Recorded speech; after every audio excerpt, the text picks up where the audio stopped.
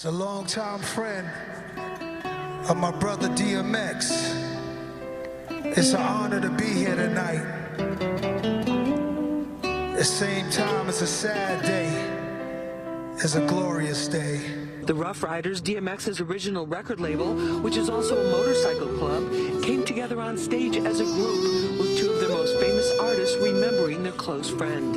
I am seriously the luckiest woman in the world to have been adopted by the Rough Riders, but to have known DMX the way that I knew him, as a man, a father, a friend. Words can't describe our loss, but our gain is heavy as well, because we got a real serious person upstairs that's looking down on us, and that's going to guide us through our journey.